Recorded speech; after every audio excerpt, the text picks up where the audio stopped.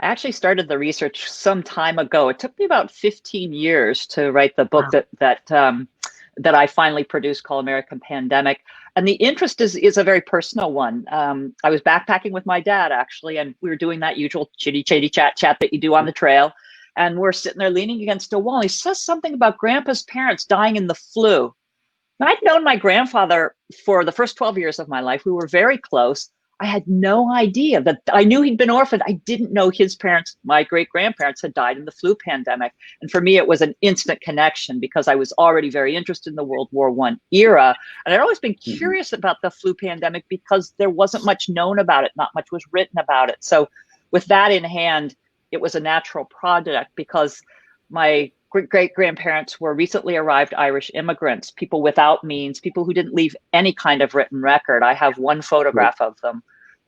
And so my project was really about trying to figure out what was it like? What would it have been like for my grandfather to lose his parents? What was it like for his parents as they suffered through the illness? What was the aftermath about? So it was a very personal project. I literally kept their photograph right next to me on the desk for about 15 years. Now it hangs on the wall in my office. So they don't loom over me any longer in the same way. So tell us a little bit about your background, other books you've written, that sort of thing. Sure. My first book was on a reform agency during the First World War that had as its charge to keep the soldiers pure in mind and body, which is to say to keep them away from alcohol and away from sexual relationships with local women, because sexually transmitted diseases without antibiotics were a really, really serious crisis for military around the world. And that got me really interested in sort of how the state operates, relationships between citizens and the state, and also an interest in issues around illness. And so when the flu pandemic concept came up, I was like, whoa, this is a perfect natural next step because it would continue my interest in the history of illness and how we think about illnesses as a culture, and kept me in the same time period. Now, honestly, since I finished the flu book in about 2012, I think, I totally dropped everything and ran to the 1960s. My teaching interests really sit in the era in which I was raised up, the 1960s.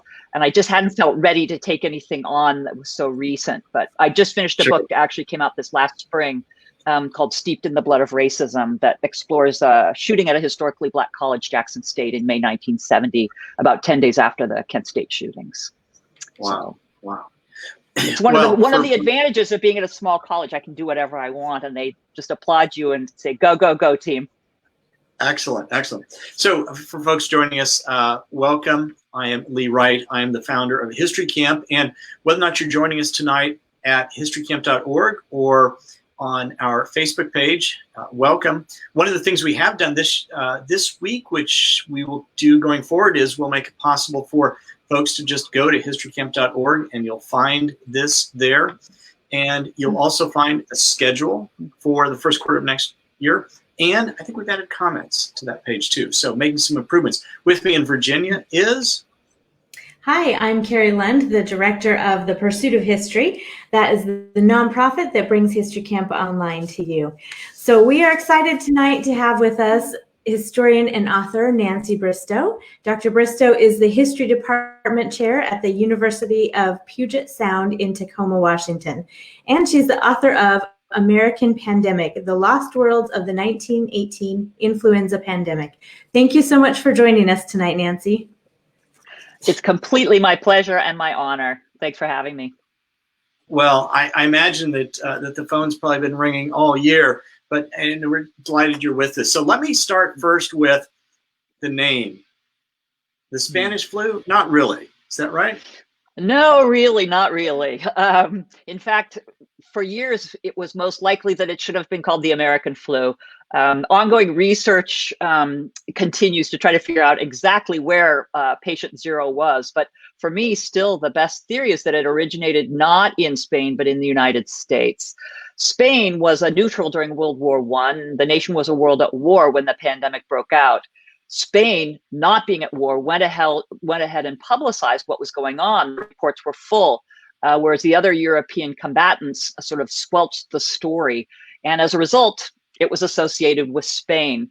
It probably, though, originated in the United States a few months earlier and then traveled to Europe with American troops. So let's get a sense of the scope. It lasted over what years roughly, and how many people over that time were affected? It's an extraordinary event.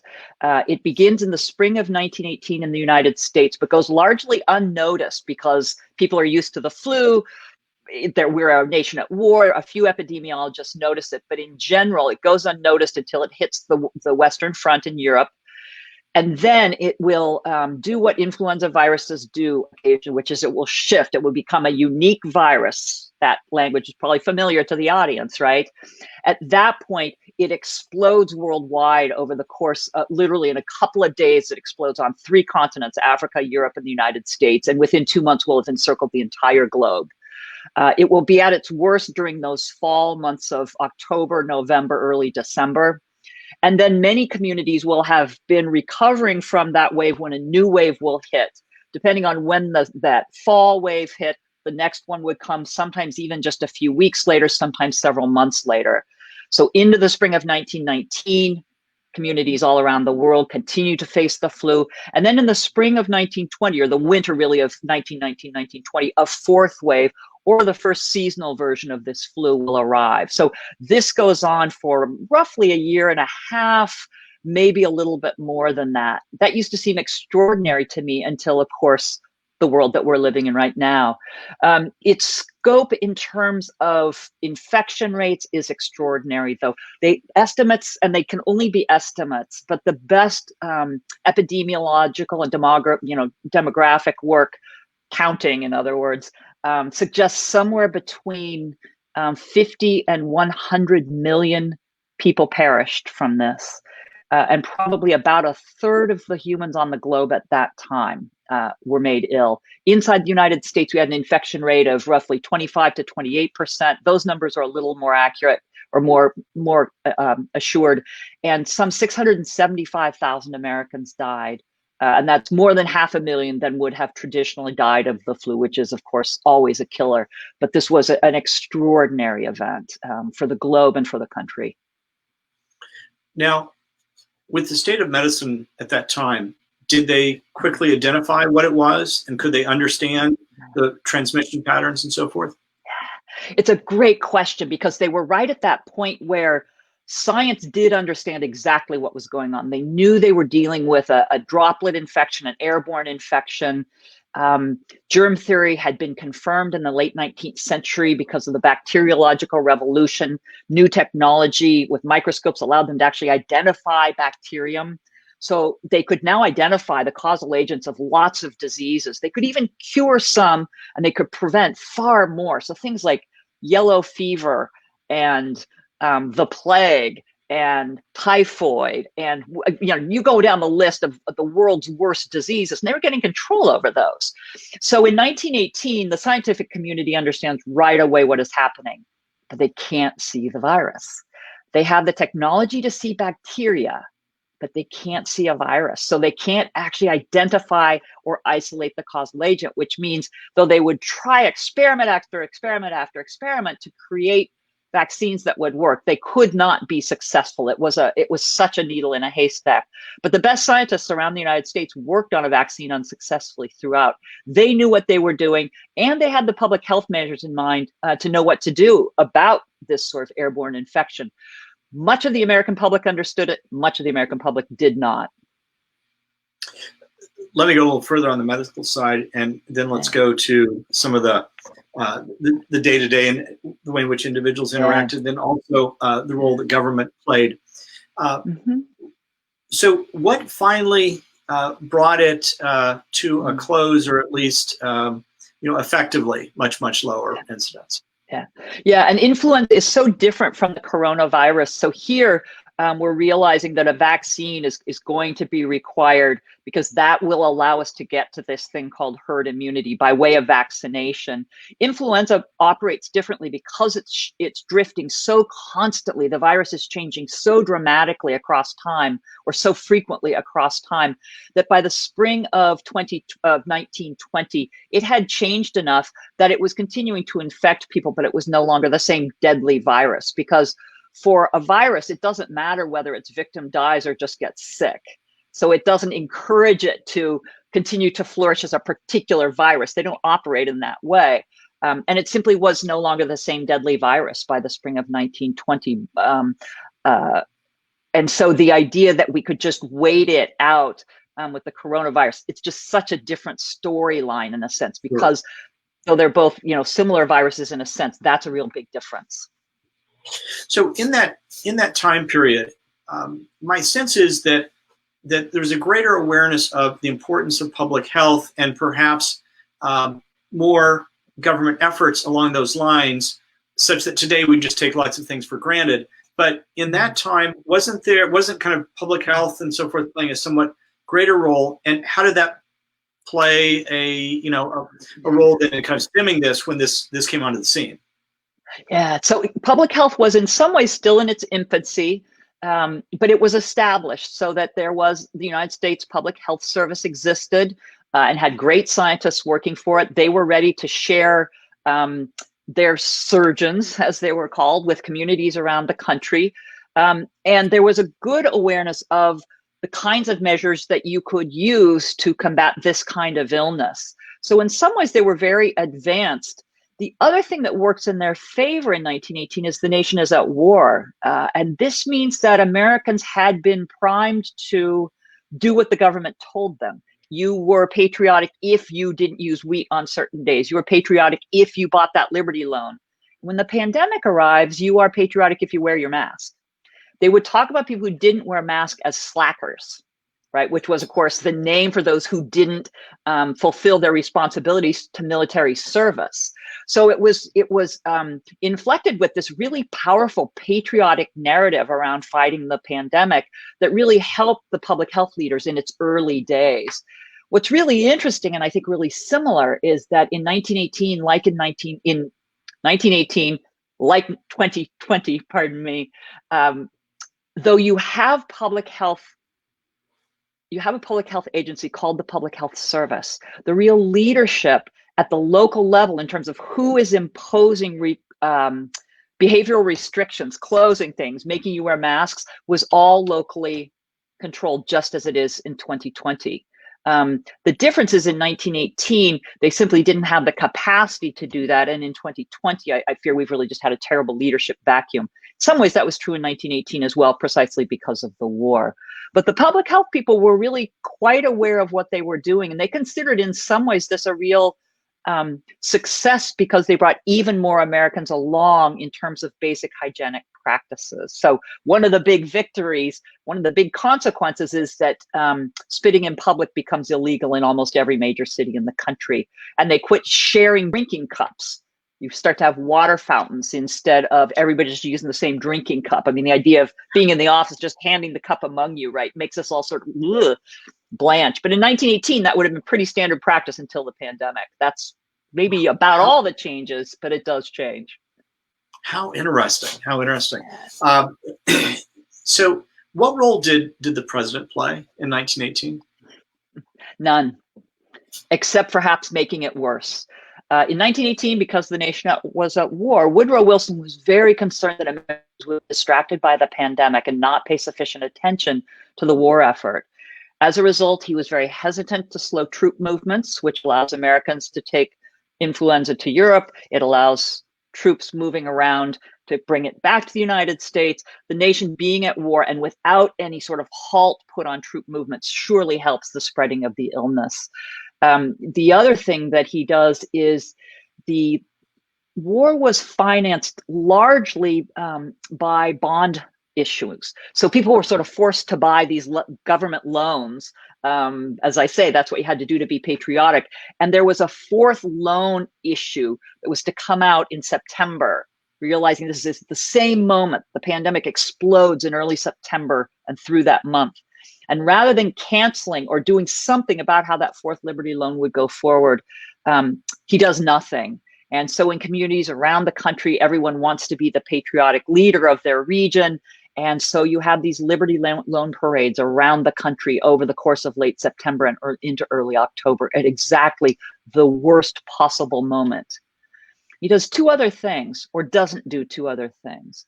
He never makes a public address about the pandemic. In other words, provides no guidance about what people ought to do to help to fight it. And he never speaks sympathetically to the 675,000 victims, friends and families and loved ones. He's completely silent about the pandemic. So the only role he plays really is to make it worse.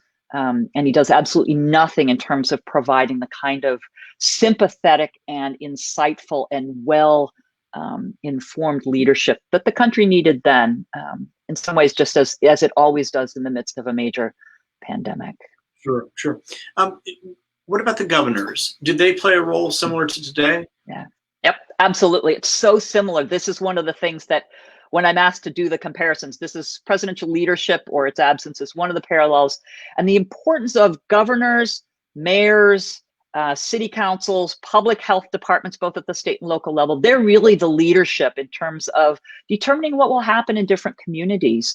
So in the city of Seattle, the mayor and the public health leadership of the city will work together. Their decisions will always be sort of underneath the decisions made by the state's public health leadership, and again, in consultation with governors. So it's a very comparable situation. And as a result, you also get the very differential impact of the pandemic in different communities. So if Seattle has really good public health leadership in 1918 that kind of does everything right, Philadelphia sort of struggles to get on board. They're a little slow to act. And obviously they were on the East Coast. It was more difficult. But everything goes wrong in a sense in Philadelphia, including this giant Liberty Loan parade that, you know, some folks will surely have heard about by now. It's the story that gets trotted out all the time. But for good reason, 1/9 of Philadelphia's population turn up for that. The city's public health leadership does not stop, it does not prevent, it has not put in place any measures to control the pandemic, and it explodes over the course of the next week. So mayors, governors, and local public health leaders are really the ones calling the shots in 1918. What about the role of wearing masks? At what point was it introduced that wearing a mask will slow the spread? It was probably one of the two most controversial acts at the time, and it wasn't used nearly as much in 1918 because they didn't have any capacity to measure whether or not it helped. And in fact, really until 2020 and watching the coronavirus and the impact of masking on that and the experimentation that's been done now, we have a much fuller understanding that masking probably played a significant role in 1918, just as it is in 2020.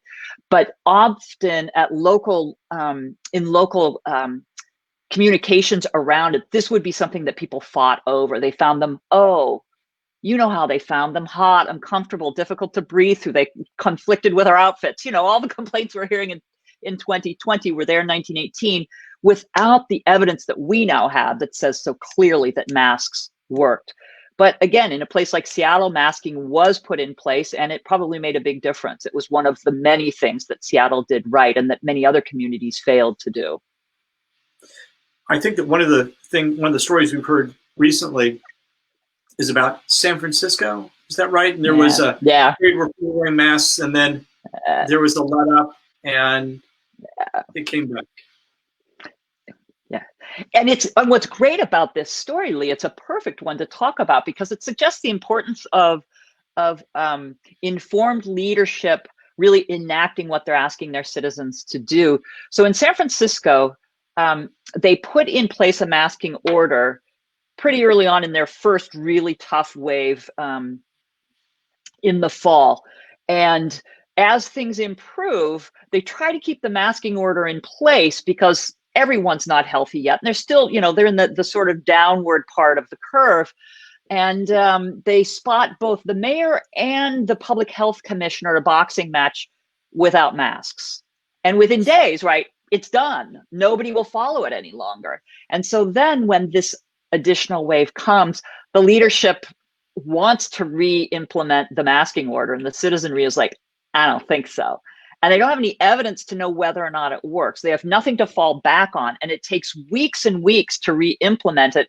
And as soon as they do, we get what people have probably heard about, which is this anti-mask league that holds a meeting with a couple of thousand people in attendance just a few days after the second masking order is put in place. And so the failure to have sort of communicated effectively and to lived up to what you were asking the citizenry to do really hurt the San Francisco effort. And San Francisco's death rate would be significantly higher than that of Seattle, though they're both on the West Coast and had very comparable experiences in terms of timing and duration.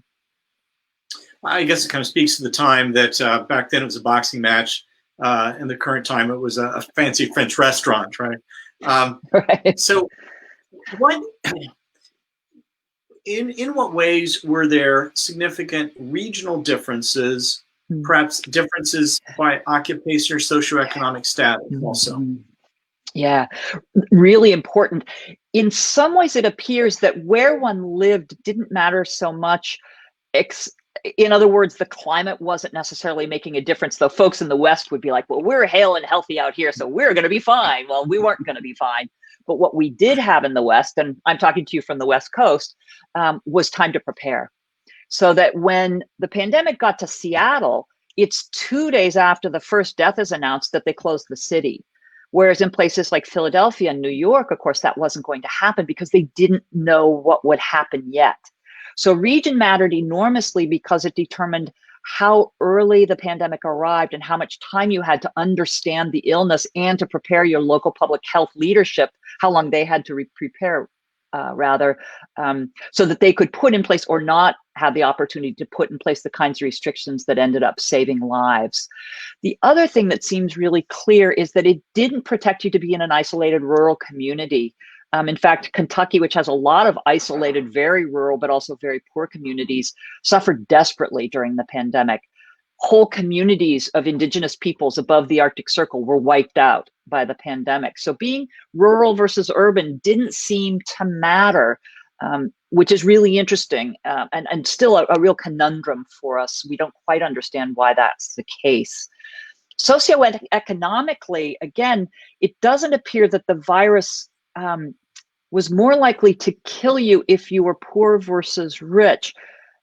What's hard to know, because they didn't keep statistics this way, is literally what the infection rates were like. We just don't have that data.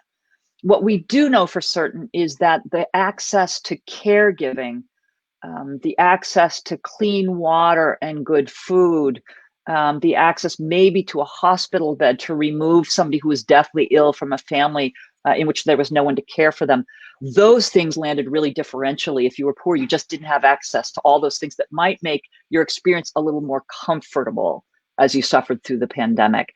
You couldn't necessarily save lives. We didn't have antibiotics for secondary infections. We didn't have ventilators.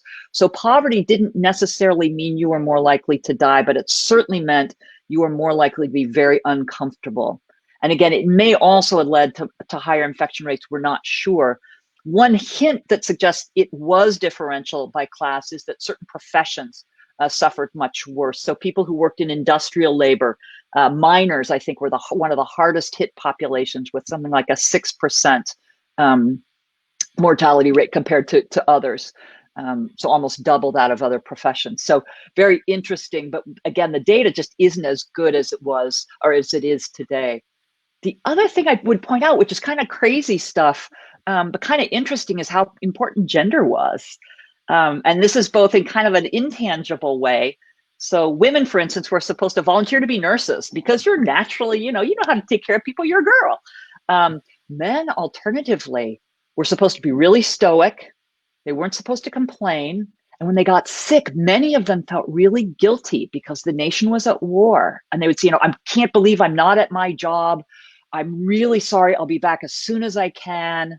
Whereas women would talk about, this is an awful disease. I feel like horrible, and I don't know if I'll ever get better. And so they're just the way they actually experienced it. They had the opportunity and the weight of their particular gender expectations That also played out if a woman died. Families often didn't know what to do with the children, and sometimes families were split up if the mother died, and children were sent away to orphanages or to live with other family members because men weren't understood to be capable of raising children.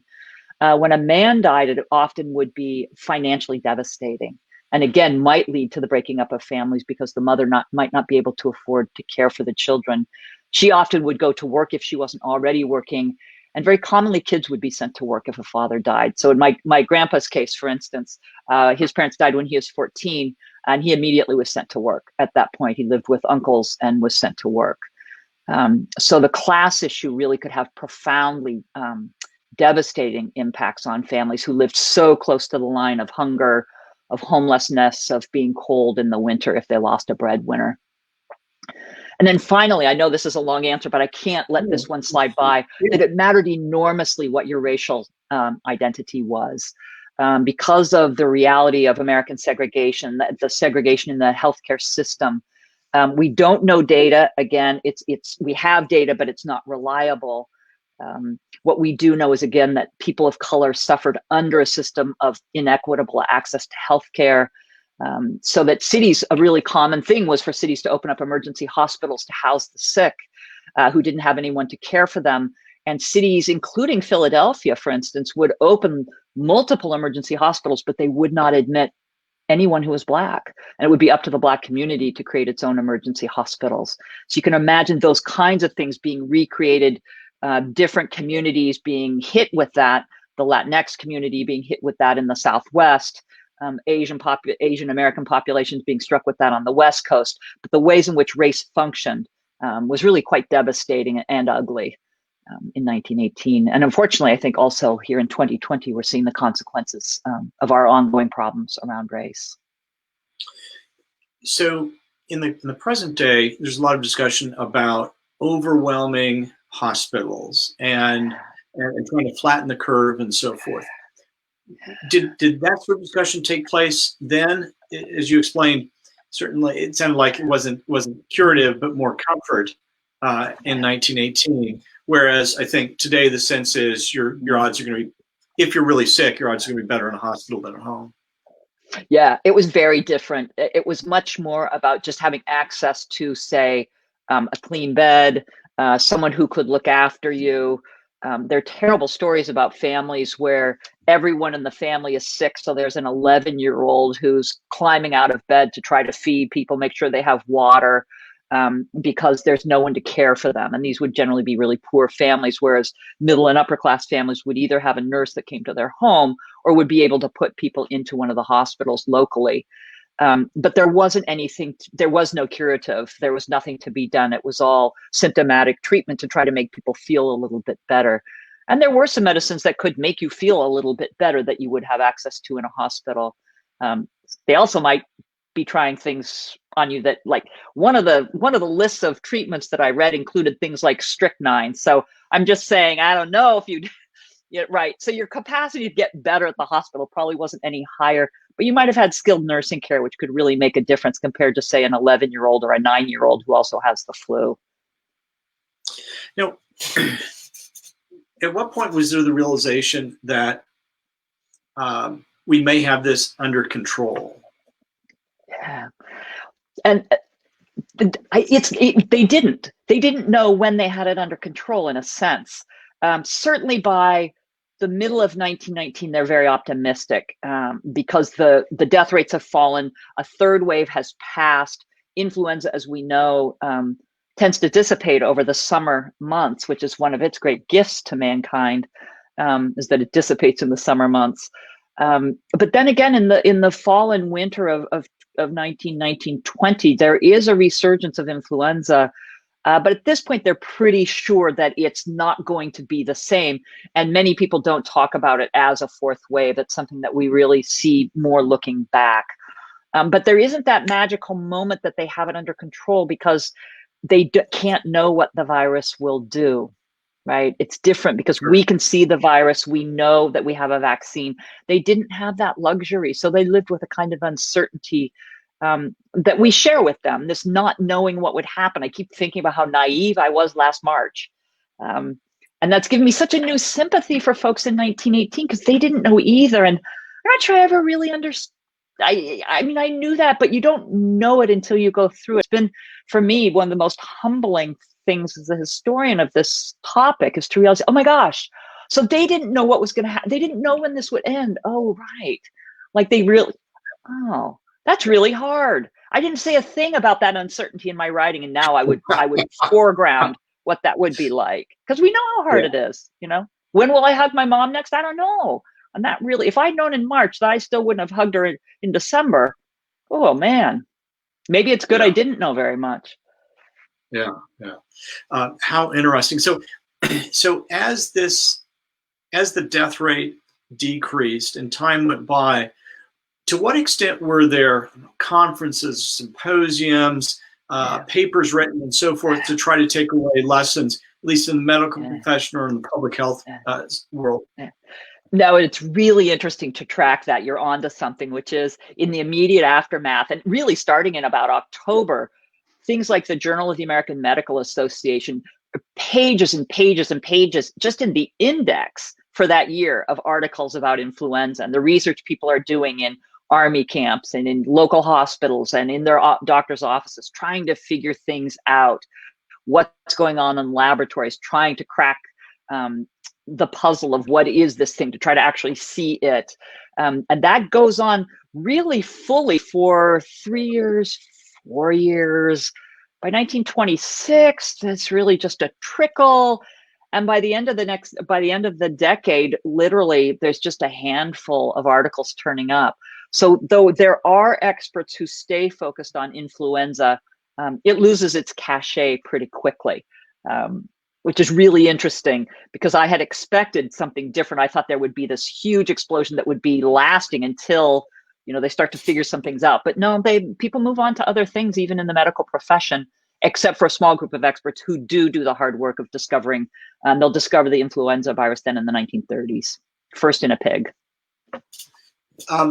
So let me ask a question that perhaps I should have asked earlier. When this happened in 1918, what did they compare it to? Well, you know, it's really interesting. They first argue about whether it's the flu because they can't test it to see. So the first question is this just a cold? No, it must be the flu, but it's just like the regular old flu. Oh, no, it's not. This is nothing like traditional flu. So then the question is, so what is it like? Well, one comparison is to the pandemic of 1890, the Russian flu, which many people remembered the previous pandemic that had been less than 30 years earlier. And so there's some comparison to that. But primarily, the comparisons go beyond medicine to be, it's compared to a lot of natural disasters. People talk about it being like a forest fire, like a typhoon or a hurricane, all kinds of storms. They compare it to the plague of olden times in a kind of critique of modern medicine, I would suggest. And then the most common comparison is to the war. They continually refer to it being just like the war, even though, of course, it's a completely different kind of thing. Because it was a wartime, and because we've always liked to use the sort of martial language, the language of warfare, of fighting and battling around illness, this is such a natural comparison. And so again and again, nurses become, they're as great here at home as they are on the front, and they are, soldiers in nurses' uniforms, and doctors become, everybody becomes a force in the army to fight the great enemy, the flu. So the war is the most common comparison. And to what extent, we look back and we see certain memorials, certain anniversaries and commemorations and so forth to events that perhaps have passed from our, consciousness. To what extent was this honored in some way, annual events or something or other? It is such an important question. I appreciate your asking it because it's not remembered. It's really, in some ways, ironic because the war, of course, gets memorialized with its own holiday, Armistice Day. 11th hour, the 11th day of the 11th month becomes a national holiday, which today we call Veterans Day, but in those days was called Armistice Day.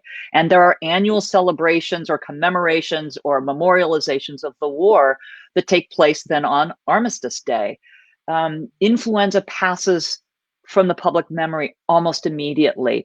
There are no commemorations a year later. There are very few memorials. And often when people are memorialized, they're tucked in alongside a war memorial. There may be some memorialization, say in the back pages of a yearbook. University of Virginia's yearbook has a page of those who died in the war, including those who died in the flu. A few people write novels or memoirs in the decades that follow, and there's a couple of beautiful books written, but a couple of beautiful books written. It just dissipates almost completely. So it becomes known among historians as the forgotten pandemic until 2020, when of course now people are suddenly interested. My colleagues and I, we call ourselves flustorians. Have been really surprised to suddenly be, wait, I'm relevant? What a strange thing for a historian. How interesting. So with today's media and so forth, we have daily counts, right? Yeah. Was this the sort of thing that a person would find in the daily paper or on the radio, perhaps? Yep, they would. Not on the radio. Radio's become much more commonly owned during the 1920s. So it's just before radios are in every household, but newspapers were in every household, and every town, including the tiniest towns, had their own newspaper, or two or three, because that was how information got distributed. So people would know what was happening in Europe with the pandemic. They would know what was happening in New York. They'd know what was happening in the capital of their state. And they would know literally, like, John Smith's Aunt Melba, who lives in Peoria, died last week. There will be a funeral service in Peoria. Please send John your fond regards. So they were really aware of the scale of it. And the Public Health Service actually put out a weekly report with figures, as did some of the major public health boards. New York City, for instance, also kept a weekly accounting that was publicized. One of the things, the primary thing I think we see here in terms of kind of the government response is this idea of closures, sporting events, restaurants, schools, and so on. What happened back in 1918? They did do quite a bit of closure. And I used to say when I would be giving a talk or talking with students, can you imagine they just shut the schools in some places for a whole month? Isn't that amazing? Or can you imagine, like, no movie theaters? Like, those might have even been closed in the worst case scenarios, like 6 weeks some places. And it was so hard to imagine. And that's how long things were closed. But they did almost the exact same things we've done. First they would prohibit public gatherings, then they would do closures of things like bars and dance halls, and gradually they would include churches and schools. And then that might last for a week, it might last for 2 weeks, it might even last a month. In some places it went as long as 5 or 6 weeks, but usually not with a complete comprehensive closure. They would do quarantining of the sick sometimes, but not everywhere. Masks were required in a lot of communities, but not everywhere. But the social distancing was probably the most common, both the closures and the asking people, though they weren't doing the 6 foot, put your hands out and see how far apart you are from one another. The social distancing was really done primarily by closures and the prohibition of gatherings. But in general, they were doing very much the same things, with one really important difference. They didn't have data about their own experience. What I mean by that is, in 2020, we have this wonderful scholarship that's been done by people at the CDC and the University of Michigan that has demonstrated, looking at 50 American cities, that these non-pharmaceutical interventions, this social distancing and masking practices, had a huge impact. We know this statistically. In 1918, they couldn't know. So they were acting on faith, which across time is hard to do. Indeed, indeed. Well, this has been very interesting. When we were in the run-up to this, one's thinking, okay, how much interest is there in talking about this other, health disaster? But we've had a great audience tonight, and a lot of interest. Carrie, do you want to join us? All right. So when I was in college, I actually remember learning about this. And one of the things that really stuck in my mind was this nursery rhyme that our instructor told us about. The girls skipping rope would sing this little rhyme. I had a little bird. Its name was Enza. I opened up the window and influenza. And I thought, how horrifying. That's so sad. But then often nursery rhymes really were when you knew what they were about. Yeah, right. So, did you come across other little cultural things like that where people just weaved it into their lives? That's one of the things that's so interesting, is the ways in which, in general, it doesn't have as much of an impact in those kinds of ways. I looked and looked for it. So for instance, I expected to find it in music, and the only places I've found it are in ragtime and in the blues, which there's a certain logic to that. It just didn't make it into the culture in a kind of tangible way. Which I find really striking and speaks to what Americans do and don't want to memorialize for themselves. The war, of course, gets memorialized in so many ways, including all these really intangible ways. So many things that we associate going back to those days, and language that we use that references back to the First World War and language about that war, that just didn't happen with the flu pandemic. And yet it is there in kind of, there's traces of it, I guess, is the language I would use, because of course it remains in families, in family stories. People know about it. So it is woven in, but it's woven in kind of a private way. And when it's in the public, it's kind of hidden behind. So it's in a nursery rhyme and you don't actually have any connection to make to it. There's a painting where it's really vividly represented, but no one knows that's what the painting is about. Or it's in a couple of blues songs, but only there. So it's really quite hidden. Even when it's on a memorial, it's kind of tucked away behind the war. Americans want to remember the war. We're victors. They don't so much want to remember the pandemic. Right. That is very interesting. I think one of the interesting things about this current pandemic is almost immediately you saw history organizations reaching out to people saying, send us your stories. What are you going through? What are you thinking? And we want to capture all of this. And I think part of that is we have the technology today that makes that so easy. You know, it was a different situation in 1918. You couldn't just send off an email and, you know, capture some of that stuff. And so maybe we'll have a little bit of a better memory of what's happening now for historians down the road. Yeah, that's actually been one of the real bright spots. If you know, if you're desperate for things about the pandemic that can make you smile, I think that is one of them.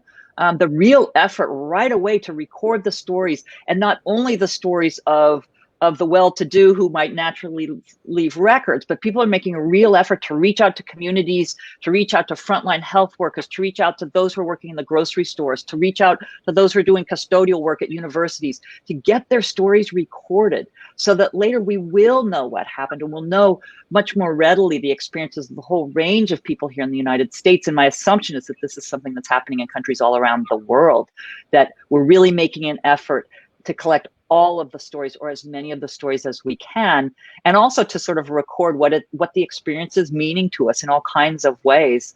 And for me, that's a real positive element of the pandemic, because it's a way in which I think communities are coming together even when we can't come together, right? So I've done oral histories with people. We had to stand 10 feet apart, but I've done oral histories with people I would not have met otherwise because of the pandemic. And I've met some people here in my own community on Vashon Island that I would never have met otherwise. So in some ways, it's a really exciting part. And I don't mean to sound morbid, but this is a real story, and it's one we do want to remember. And it's been really heartening to see the efforts people are making to help make sure that happens. Absolutely. And that's actually been a silver lining that we have noticed as well. We generally do history camp events that are in-person events in a few cities across the country, but moving to this format has allowed us to connect with people all across the country. And I think you're seeing that also in families. Families are finding ways to connect this way, and friends and so forth. So, you know, it's not because it's something we wanted to do, but it's certainly a silver lining in a tough situation. Yeah, there's a really wonderful scholar. Her name is Rebecca Solnit. She's written a lot of books about lots of things, and she has a book called A Paradise Built in Hell. And the concept is that in the midst of catastrophe, we have a tendency to want to be our best selves and to build the communities that are really a reflection of what we wish our everyday lives were like. And I think we've seen that certainly in 1918 with people really stepping up to look after one another, not only in terms of being in touch with each other as we're doing in 2020, but also in terms of making sure that people in the community have food or stepping up to do the volunteer nursing. We're seeing, I think, really similar things in 2020 that if it is indeed a hell, and I will not debate that point, it surely is, and a horribly costly one as well, here in 2020 and in 1918, you do see some real, I have seen so many people do so many really good things. And that is heartening in the midst of something that is so horrific. Absolutely. Well, Nancy, this has just been fascinating. We've learned a lot, and it's so interesting to have something to parallel with what we are dealing with currently. So as much as we don't want to do that, I have a friend who said, it's one thing to read about history, but I never wanted to live in a historic moment. And I think that is true for many of us, but it's good to be able to look back and kind of make these connections. So thank you so much for your time tonight and for sharing this with us. Oh, it's been absolutely my pleasure, and such wonderful questions from you all. Thank you so much. Great. Absolutely. All right. Now, next week, December 17th, can you believe it's the middle of December already? We will be speaking with Steve Vogel, who has written a book about an audacious espionage operation during the Cold War. So that is a fascinating story. You'll want to join us for that. And then we have published our list of interviews for the winter series on our History Camp website page. You can go there and download that. We've got a lot of different topics, a lot of great interviews lined up. So you want to check that out for sure. And thank you so much for joining us, everyone. Have a good night. Thank you.